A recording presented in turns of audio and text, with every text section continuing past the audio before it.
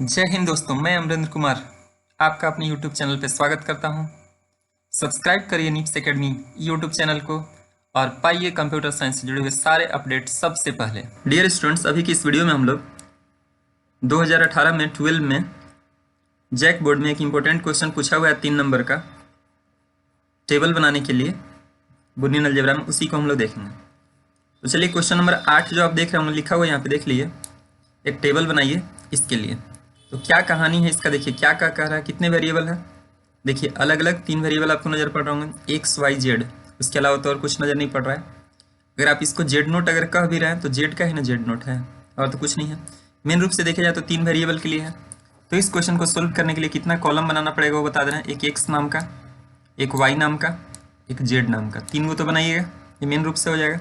उसके अलावा 3 के बाद चौथा कॉलम आप एक्स नोट बना लीजिए, फिर उसके बाद आप एक कॉलम जेड नोट बना लीजिए, और तो यही है, एक्स का भी नोट है और जेड का भी नोट है।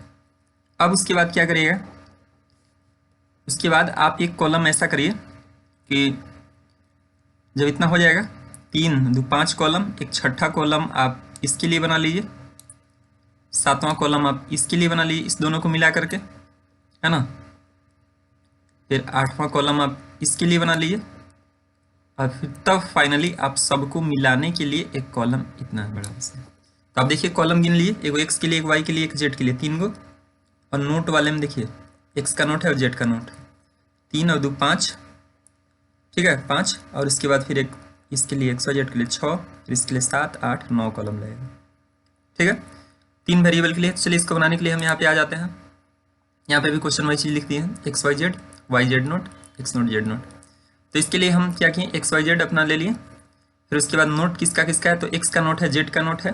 फिर हम क्या किए, एक तरफ से ही लेके चलते हैं, एगो एक्स वाई जेड वाला कॉलम बना दिए, आप देख रहे होंगे, फिर एगो वाई जेड नोट वाला बना दिए, और फिर एगो x note Z note. Finally हमको इतना बड़ा सा चाहिए, इतना बड़ा सा चाहिए हमको। तो हमें क्या करना पड़ा, बाकी शॉर्ट में हम ले लाएँ ताकि हमको कोई दिक्कत नहीं रहे। तो चलिए इसके लिए टेबल कैसे बनेगा वो चीज़ देखते हैं। बता दें कितने कॉलम बनेंगे, वहाँ पर समझा ही दिए। तो इसमें कॉमन जो वेरिएबल होता है एक्स वाई जेड, जो नाम रहे हम कोई दिक्कत नहीं, ए बी सी रहे, एक्स वाई जेड रहे, कोई दिक्कत नहीं है। तो इसमें आप सब लोग को बता ही दिए हैं क्या रहा भराता है। इसमें शुरुआत वाले में 4 0 4 1, फिर इसमें 0 0 1 1 0 0 1 1, फिर इसमें 0 1 0 1 अल्टरनेट सारा चीज़ भरा हुआ है। ये पॉसिबल इनपुट है, ये पॉसिबल इनपुट है। सब लोग को पता रहता है कि भाई मान लो मेरे पास 3 गो कलम है, तो तीनों नहीं चल रहा है, या कभी हो सकता है 2 गो नहीं चल रहा है, ये चल रहा है, कभी हो सकता है कि पहला खराब है, दूसरा का चल रहा है, तीसरा का नहीं चल रहा है। इस संभावना है, आप काउंट करेंगे इतने ही संभावना आते हैं, ये सभी स्टूडेंट्स को पता होता है। तो भाई 3 वेरिएबल के लिए है तो ऐसा ही रहेगा। अब हमें एक्स नोट निकालना है, तो एक्स वाले कॉलम में देखेंगे और ठीक उल्टा करेंगे।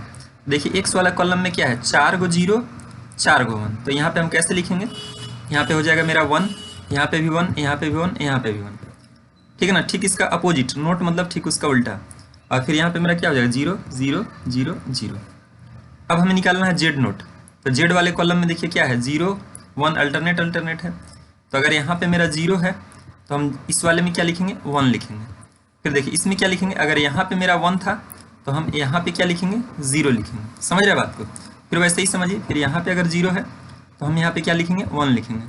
फिर यहाँ पे क्या लिखेंगे हम, यहाँ पे अगर मेरा 1 है तो हम यहाँ पे क्या लिखेंगे, 0 लिखेंगे। ये चीज़ समझ जाएंगे आप लोग। अगर यहाँ पे 0 है तो हम यहाँ पे क्या लिखेंगे, 1 लिखेंगे। फिर यहाँ पे हम 0 लिखेंगे, फिर यहाँ पे 1 लिखेंगे, फिर यहाँ पे हम 0 लिखेंगे। कैसे लिखेंगे समझ में आया ना। इसमें क्या था, 0 1 0 1 0 1 0 1 था। इसमें हम क्या किए, ठीक उल्टा इसका किए, तो 1 0 1 0 1 0 1 0। अब हमें एक्स वाई जेड देखना है। एक्स वाई जेड मैंने तीनों अगर 1 रहेगा, एक्स का वैल्यू भी, वाई का वैल्यू भी, जेड का वैल्यू, तीनों 1 रहेगा तबे 1 हो सकता है, बाकी कोई केस में नहीं। तो तीनों 1 वाला तो आपको डायरेक्ट पता चल रहा है कि एक्स वाई जेड तीनों 1 तो यहाँ पे ही केवल है, और बाकी किसी में तो नहीं आया है, तीनों 1 तो कहीं पे नहीं है। तो आप समझ जाएंगे इसको डायरेक्टली कि इधर मेरा क्या क्या पुट होगा, यहाँ पे 0 0 0 0 0 0 0, और इसके लिए केवल 1 होगा। कैसे होगा, ऑपरेटर वाले में पढ़ाया है ना। अब यहाँ पे आता है क्या कहने के लिए, वाई जेड नोट। तो एगो वाई वाला कॉलम देखिए और एगो जेड नोट वाला, मतलब आपको हम समझाते हैं कि अगर यहाँ पे और यहाँ पे, ठीक है, वाई जेड नोट का बात कर रहा है, यानी कि वाई वाला वैल्यू और जेड नोट वाला वैल्यू अगर दोनों 1 रहेगा तबे 1 हो सकता है। बीच में कुछ नहीं है तो डॉट समझेंगे आप, दोनों 1 रहने पर। तो देखिए यहाँ पे ध्यान से देखिएगा, गड़बड़ी नहीं होना चाहिए, है ना। तो यहाँ पे मेरा कितना हो गया, दोनों वन वाला। आप ध्यान से अगर आप इस टर्म में देखें कहाँ कहाँ आया है, दोनों वन। तो एक हमें लग रहा है यहाँ पे हमें क्या चाहिए, वाई और जेड नोट वाला। तो वाई और जेड नोट वाला में आप देखिए यहाँ पे भी नहीं है वाई जेड नोट। फिर एगो यहाँ देखिए इस जगह पे देखिए आपको नजर पड़ रहा होगा, यहाँ वन है। तो इसके लिए हम यहाँ पे वन पुट कर देंगे, कोई दिक्कत नहीं होना चाहिए।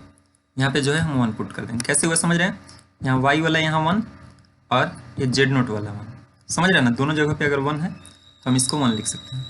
और फिर देखिए यहाँ पे आ सकता है ना, यहाँ पे भी देखिए आप जो है, और आगे कहाँ पे दिख रहा है, और ठीक उसके नीचे लेके चलिए कहाँ पे और दिख रहा है, जो दोनों वन नज़र आ रहा हो। और एक हमें नज़र पड़ेगा, ध्यान से आप देखिएगा तो इस जगह पे और इस जगह पे, है ना, A1 इस जगह पे। और कहीं तो नहीं है, ध्यान से देखिए पूरे कॉलम में, एक्स वाला कॉलम में और एक्स वाले कॉलम में, ठीक है ना, सॉरी कौन सा, वाई वाले कॉलम में और जेड नोट वाले कॉलम में, वाई वाले कॉलम में और जेड नोट वाले में, जहाँ पे दोनों में वन हो तो उसके लिए हमें वन लिखना है। एगो यहाँ था वन जहाँ लिख दिए, और एगो वन देखिए यहाँ पे, और तो बाकी किसी और कहीं पे नज़र नहीं पड़ रहा है हमें, है ना, देख लीजिएगा आप लोग।